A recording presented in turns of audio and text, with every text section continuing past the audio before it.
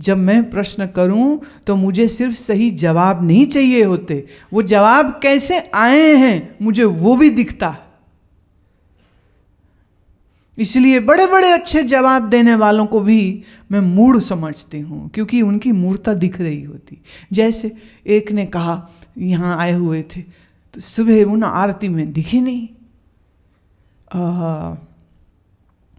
मैं उस दिन सुबह थी मंदिर में, मैंने कहा अरे ये कहाँ है? तो हमारी टीम जो पहुंच गई ढूंढने उनको, देखे तो वो तो कमरे में सो रहे थे। तो उन्होंने उनको कहा कि आपको तो गुरुजी याद कर रहे थे और आप यहाँ हैं।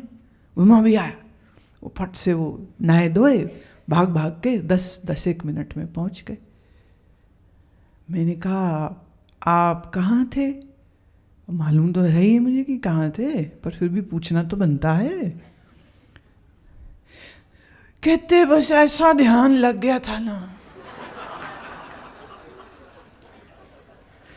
आश्रम की तो ऊर्जा ही इतनी जबरदस्त है।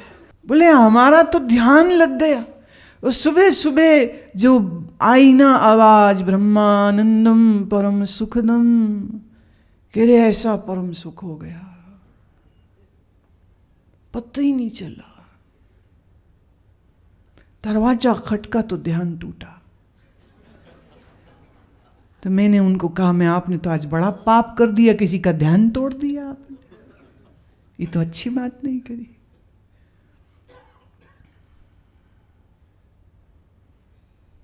और वो मेरे शिष्यों को ये कह रहे थे कि गुरुजी ने यह सिखाया है, जिस घड़ी आंख खुले वही घड़ी अमृत वेला।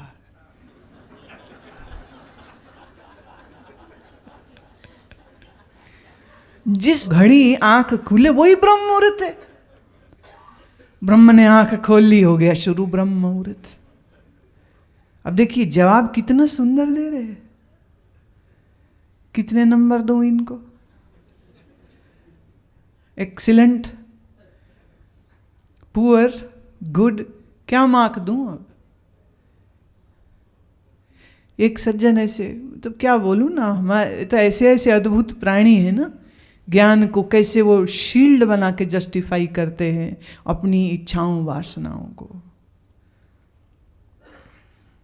गुरुजी बस आपने तो ऐसा मंत्र दे दिया है, अकर्ता होके सब करते रहते, कुछ होता ही नहीं है, सब तो असार है। अकर्ता हुए हुए में बेईमानी कर लेते हैं, अकर्ता हुए हुए में सेल टैक्स की चोरी कर लेते, अकर्ता हुए हुए में रिश्वत भी खा जाते हैं। अकर्ता, हम तो अकर्ता हैं। जिसे शस्त्र काटे न अग्नि जलाए, गलाए न पानी, मृत्यु ना मिटाए, वही आत्मा सच्चिदानंद में हूं। गुरुजी आपने तो जीना सिखा दिया। हे भगवान, ऐसे जीने से तो मर जाओ तुम, कलंक हो ज्ञान के तुम। उत्तर नहीं, वो उत्तर कैसे आया है वो आवश्यक है। तो कृतु उपासक ने साधना पहले की है। क्या सुंदर विचार सागर का ये दोहा है। हर्ष शोक जाके नहीं, किंतु एक अज्ञान, वैचव साधन सहित नए, सो अधिकृत मतिमान। अविनाशी आत्म अचल, जगता ते प्रतिकूल, ऐसो ज्ञान विवेक है, सब साधन को मूल। ब्रह्म लोक लो भोग जो, चाही सबन को त्याग, वेद अर्थ ज्ञाता मुनि, कहत ताहे वैराग। विवेक क्या है? अविनाशी आत्मा है, जग उससे उल्टा सब मरणहारा है। ये जिसने जान लिया उसको हुआ विवेक। ब्रह्मा जी के लोक में भी जो भोग है मुझे वह भी नहीं चाहिए, वो भी मुझे तिनके जैसे लगते हैं। ऐसा ज्ञान जिसको हुआ वही वैरागवान है। ये ग्रंथ मैंने 9वीं जमात में पढ़ा था, 9th क्लास में थी तब मैं। सारे दोहे मैं स्कूल का मल्टीपुट 10, 12, 14, 16 का टेबल नहीं याद करूं, मैं ये याद करती थी। अभी मुझे आपको ना 16 का पहाड़ा सुनाओ, 16 दून 32 के बाद अटक जाऊंगी। पर इसकी बात करो तो खून के कतरे कतरे में वेदांत है। ये साधन जिसके अंदर है, ज्ञान का अधिकारी, वो होता है।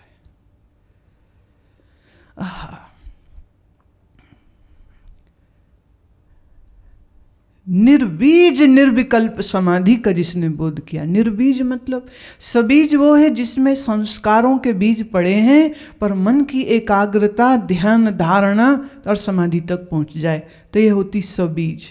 संस्कारों के सहित है, संस्कार सारे पड़े हैं, इसलिए उसको सबीज समाधि कहते।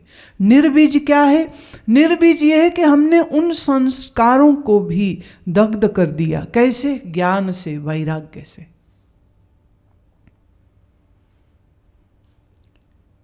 अब चित्त में क्या पड़ा है ये तो ऐसे दिखता भी नहीं है, और कब कब का पड़ा है वो तो दिखता ही नहीं है।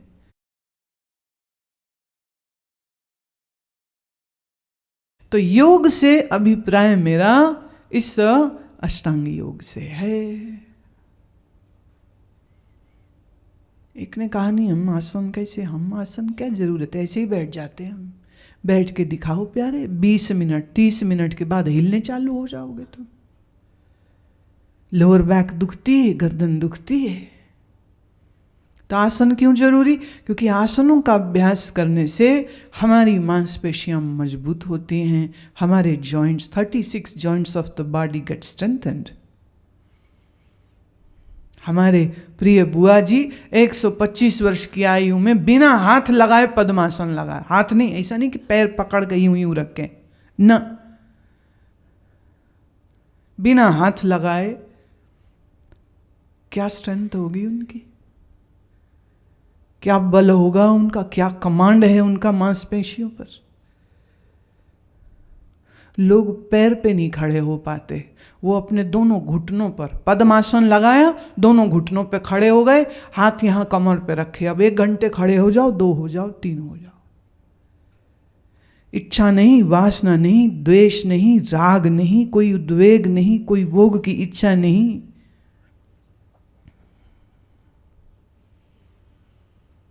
तब ये कैसे करेंगे? अच्छा, आसन सिद्ध किसको कहते? 2.5 घंटा बैठ जावे सिद्धासन में, पद्मासन में, और हिलने की जरूरत ना हो, तब आसन सिद्ध होता है। No movement at all. हम जब वेदांत सुनते थे, महात्माओं के पास पढ़ते थे, पहला सबक उन्होंने यही दिया था कि ये भावना करो तुम्हारे सर पर जलते हुए अंगारों का बर्तन पड़ा हुआ है, हिले तो वो अंगारे गिरेंगे तुम पे, ये भावना करो। पहले के महात्मा रखवा भी देते थे, फिर बताते थे। इतनी तपस्या होनी चाहिए? बुरा ना माने, मैं आप लोगों की जरूरतें, शरीर की जरूरतें और मन की कमजोरियां और साधना की कमियां देखकर कि कमरे कमरे कूलर लगवाओ, कमरे कमरे एसी लगवाओ, इनको सुविधा नहीं होनी चाहिए। पर शरीर को इतना नर्म बना दो कि गर्मी बर्दाश्त ना हो, भूख ही बर्दाश्त ना हो, प्यास ही बर्दाश्त ना हो। फिर साधना कैसी हुई? कैसी हुई साधना? चूंकि तुम्हारी जीव नियंत्रण में नहीं है और तुम लड़ोगे, इसलिए भिन्न भिन्न प्रकार का भोजन बनवाओ जो अच्छा भी लगे इनकी जीव को, नहीं तो रोएंगे ये बैठ के, खाने को ही कुछ नहीं मिलता। पर ये समझ लेना, जब तक तुम्हारी जीव की एंटरटेनमेंट हो रही है और तुम्हारे शरीर की सुविधा की चिंता आश्रम को लेनी पड़ रही हो, बदलते हुए समय के अनुसार चीजें बदलती हैं, लेकिन किंचित मात्र कुछ तपस्या भी होती कि नहीं होती? हम जिन महात्माओं के पास बैठ के सुनते थे, एसी छोड़ो, पंखा छोड़ो, वहां तो बैठने को दरी नहीं होती थी। सूखी घास पराली वो मिल जाए तो थोड़ी सी बिछा लो और फिर बैठ जाओ। सर्दी हो, गर्मी हो, बारिश हो जाती थी, जमीन गीली, वो घास गीली, गीली घास पे बैठे हो। हम बोले महात्मा जी पहले दरी दे दो, कहाँ बैठे हम, आसन दे दो, छत क्यों नहीं बनवा लेते, बैठे कहाँ हम सोच भी नहीं सकते इतनी बात उनको कह सके, क्योंकि उसकी आवश्यकता नहीं है। That is not needed. वैराग्य कुछ होता है, तपस्या कुछ होती है। तपस्या नहीं, वैराग्य नहीं, और कहे जी हम तो आत्मज्ञान ले लेंगे, नहीं होगा। तपस्या चाहिए। बोले पहले कर लो, जिनका सौभाग्य अच्छा है वो पहले कर लेते। तो गुरु को मिले, सुना, आहा, हो गए आत्मज्ञान, हो गए ब्रह्मनिष्ठ, छुट्टी। मुश्किल तो काम है ही नहीं है, नहीं किया कोई नहीं। बड़ी करुणा है, देखो गुरुओं की बड़ी करुणा है। ये तो शास्त्र की, कहते बेटा चिंता मत कर, तू आ गया है ना, तेरा काम तो अब भी करेंगे। बस ये याद रखना, जो साधन पहले करने चाहिए थे अब तुम्हें बाद में करने होंगे। तो उसमें अष्टांग योग भी आता है और साथ ही साथ इसमें उपासना भी सम्मिलित होती है। उप आसन माने पास बैठना, मन से हमेशा गुरु के पास बैठना ही उपासना। मन से हमेशा गुरु के पास बैठना ही उपासना। उप नजदीक, आसन बैठ जाए तो मन कहाँ रहे, मन कहाँ रहे, मन किसके साथ जुड़ा रहे। अब देखिए, इन्होंने ये नहीं कहा कि व्यवहार नहीं कर सकते आप, व्यवहार अपनी जगह है, पर मन कहाँ है।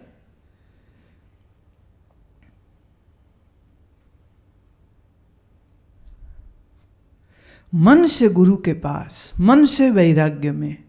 शरीर से जो भी व्यवहार कर्तव्य कर्म करे, लेकिन मन कहाँ, व्हाट इज द टारगेट। सुबह उठते हो तो पहला ध्यान किसका आता है, और रात सोने लगो तो पहला अंतिम ध्यान किसका आता है, और रात सपने किसके आते, भोग के आते, लड़कियों के आते, विषय वासना के आते, अमेरिका घूमने चले गए, यूरोप का वीजा लग गया है, ये सपने आते, क्रूज में गए हुए हैं। क्या सपने आते, क्या इच्छाएं आती मन में, देखो उसको। देखिए, एक महात्मा ने ये बात कही थी, कहते मन ईश्वर अर्पण कर दे, मन गुरु अर्पण कर दे तो जीवन का हर काम फिर शुभ हो जाता है। और तो और कहते थे टट्टी पेशाब जाना भी शुभ हो जाएगा। भाई वो कैसे, देखो मैं जब अभ्यास में बैठूं, मुझे पेशाब जाने की ज़रूरत ना हो, इसलिए हम पहले पेशाब चले गए, पहले मल निष्कासित कर दिया। We have answered the nature's call first prior to sitting for the session. तो बोले वो मल मूत्र का विसर्जन करना भी साधना का हिस्सा हो जाएगा।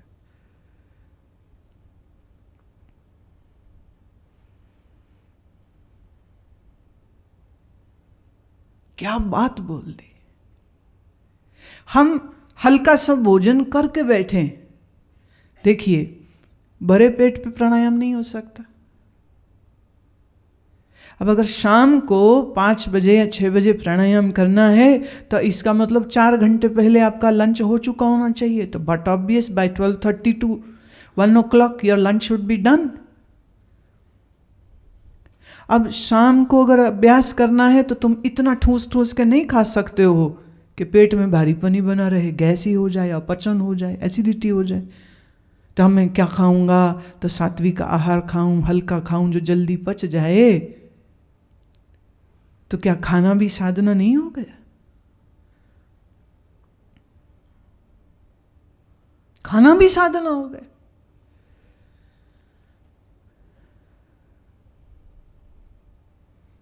और सुबह मैंने समय पर उठना है, इसके लिए मैं रात जल्दी सोने की व्यवस्था करूं। क्योंकि नींद पूरी नहीं हुई और उठ गए तो झोंके आती रहेंगी, तमोगुण छा जाएगा, अभ्यास नहीं कर पाएंगे। तो मैं रात जल्दी सोने का अभ्यास करूं, तो रात सोऊं, तो क्या सोना भी साधना नहीं हो गई?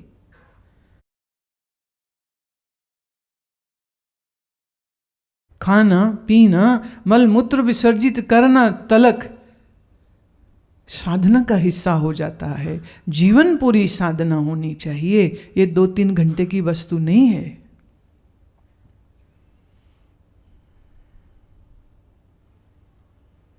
जयदयाल गोयनका जी गीता प्रेस को जो चलाते थे, उनके विषय में ऐसा कहते हैं कि उनके पास कोई आ जाए कुछ दान लेने के लिए, तो वो जब व्यक्ति को देखते तो देख के कहते, आओ नारायण ले लो।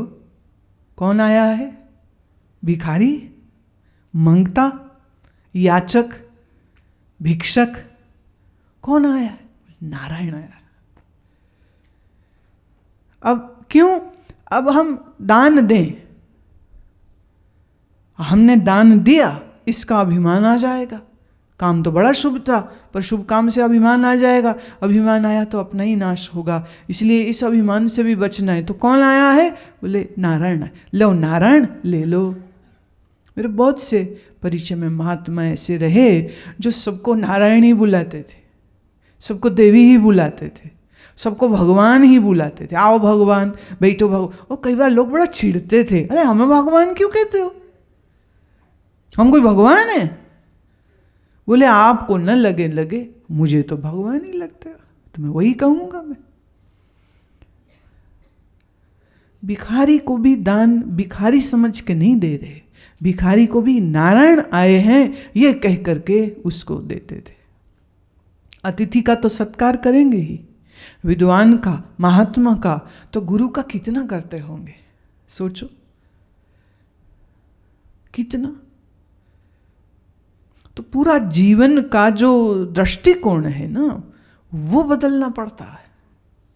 ये नहीं कि 2 घंटे ज्ञान की एक किताब पढ़ ली और पढ़ के कहो हो गए हम ज्ञानी। आपका जीवन, आपकी दिनचर्या, आपके कर्म, हाँ, सब चीज। तो जीवन में जो गृहस्थ हैं, जो नौकरी कर रहे हैं, व्यवसाय कर रहे हैं, उनके लिए तो ये और बड़ा चैलेंज हो जाता है। काम भी करना है और साधना भी करनी, उनके लिए और बड़ा चैलेंज काम। साधुओं के साधना करना कोई बड़ी बात नहीं है। इसलिए ये जो मेरे पास साधु बनने की दृष्टि से आए हैं, इनको मिलके हम क्या खुश होते होंगे, जो मैं तुम लोगों को देख के खुश होती हूँ, क्योंकि छोटी बात नहीं है। बच्चे हैं, जिम्मेदारियां हैं, बिल भरने हैं, काम करने हैं, और वो सब छोड़ छाड़ के भले 5 दिन को, भले 6 दिन को तुम यहाँ आए, तो ये भी तो तुम्हारा वैराग्य है, ये भी तो तुम्हारा। बस मुश्किल ये है कि वैराग्य की भावना तो रह जाती है, वैराग नहीं रह जाता। करना तो चाहते हो। देखो ये तो हमारी सफलता हो गई है कि तुम्हारे अंदर आध्यात्मिक मार्ग पर चलने की इच्छा तो मैंने पैदा कर दी तुम्हारे अंदर। चल पाओ नहीं चल पाओ वो अलग बात है।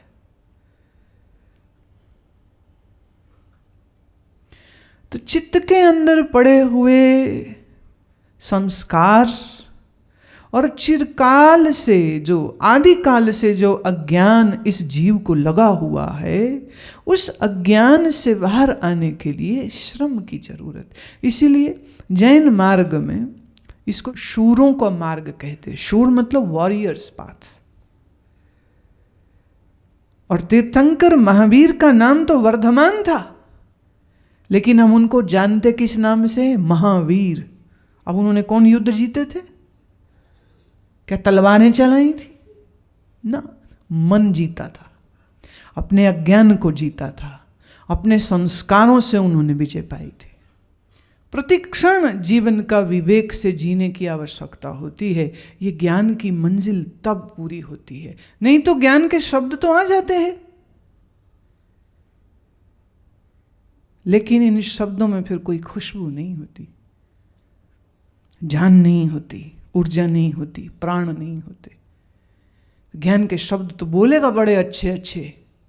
एक सज्जन कह रहे थे, I always live with choiceless awareness and always live in present moment. Great. बहुत अच्छी बात है। पर क्या सच में? क्या सच में विचार का विषय है। हमारे चित्त में ये जो पड़े हुए संस्कार हैं, इनको हटाने के लिए दो चीजों की आवश्यकता है। एक, वैराग्य। वैराग्य मतलब संसार ही ऐसा है भाई, क्या भागे अब।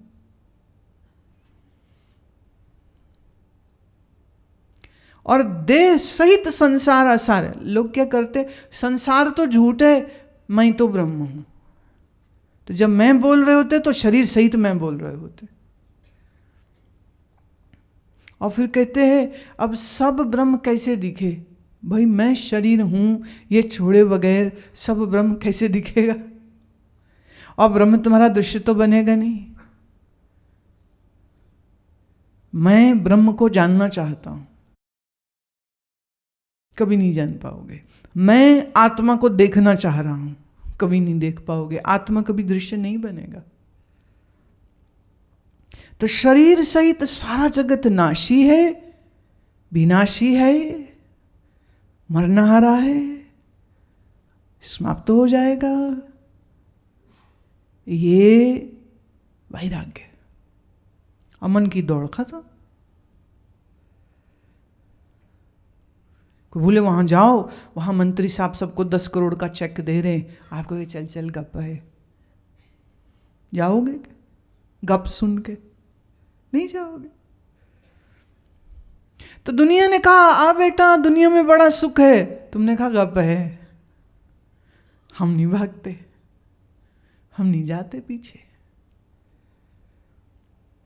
वैराग्य। और दूसरा अभ्यास। अभ्यास किसका? ये जो मन की बाहर दौड़ने की आदत है ना, विक्षिप्त होने की। मन क्या है, एक ना बना लेता है ये होना चाहिए, कुछ भी बना लेगा। और नहीं तो यही बना लेता है कि आज जब मैं घर जाऊं ऑफिस से तो मुझको दाल चावल मिलने चाहिए, पीली दाल और चावल, और साथ में मेरे को दही मिलना चाहिए, और बाद में खाने को आम मिलना चाहिए। मन में एक मेन्यू उसने बना लिया। आगे गया घर, पूछा मम्मी क्या बना है? बोले बैंगन का भरता। आए हाय सियापा, क्या बना है? अकल नहीं, समझ नहीं, कुछ तो ढंग का बना लिए करो। भाई तुमको क्या खाना है? ये थोड़ी बोलेगा, क्योंकि अब तो गुस्सा छा गया, तो गुस्से में बोल नहीं रहा। अब यही शांत चित्त होता, और अगर इच्छा आ ही गई है तो फोन करके पत्नी को, माँ को कह लो कि ऐसी कुछ व्यवस्था हो जाए तो बहुत अच्छा रहेगा। तो आपकी पत्नी अंतर्यामी तो है नहीं ना आपकी मम्मी अंतर्यामी। उन्हें बोलो तो सही, मुंह फोड़ो, मुंह खोलो। खोपड़ी फोड़ते हो, मुंह नहीं खोलते हो। बोल दो उनको, वो कर सकेंगी तो व्यवस्था कर लेंगी। अच्छा वो ना कर सके, बोले अस्वस्थ हैं, बीमार हैं, घर में सामान ही नहीं, तो गुस्सा ना खाए, शांत चित्त से बाजार से थोड़ा शॉपिंग करके घर चला जाए, और खूब भजन करते करते सुंदर सुंदर भाव से खुद बना लो। तुम्हारे हाथ टूटे हुए, मुंह से खाना आता है, हाथ नहीं चलाने आते। सबकी क्लास लगती है।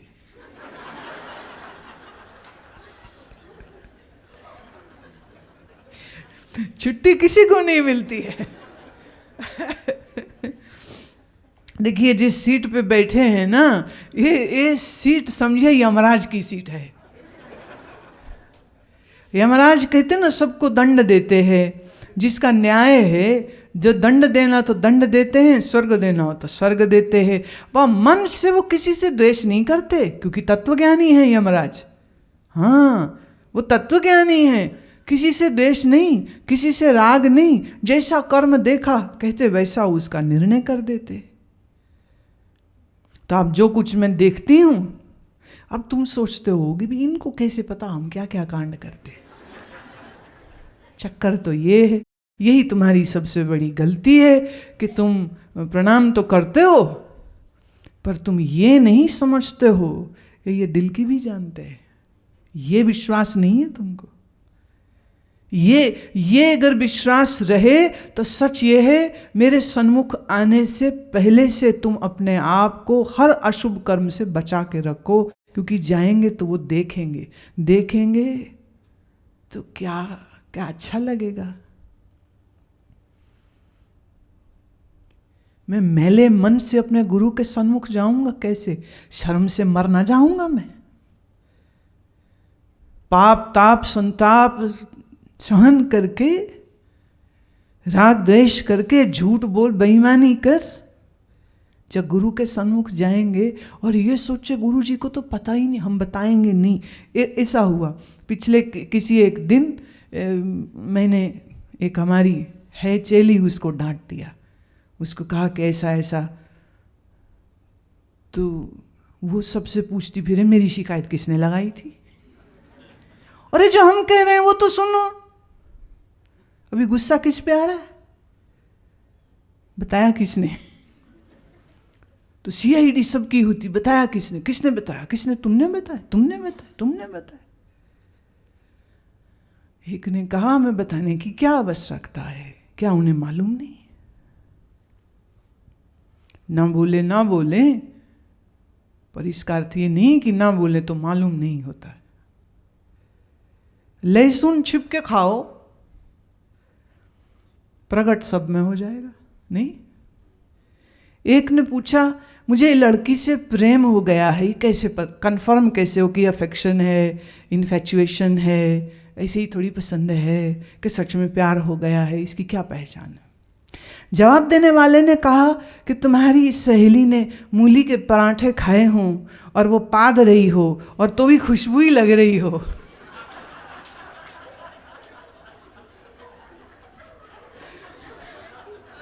बदबू न लग रही हो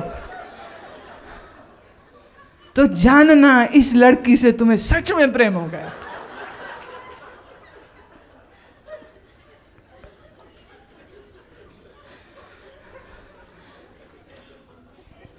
आसक्ति यही तो होती है, और क्या आसक्ति की पहचान?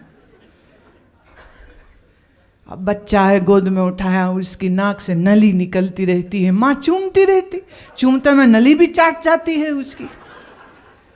बच्चे टट्टी पेशाब करे है तो उठाए है, कपड़े में लग जाती है। एक ने उठाया था लड़के को, पुराने समय में वो कपड़े का पोतड़ा बांधते थे ना, अब लड़का है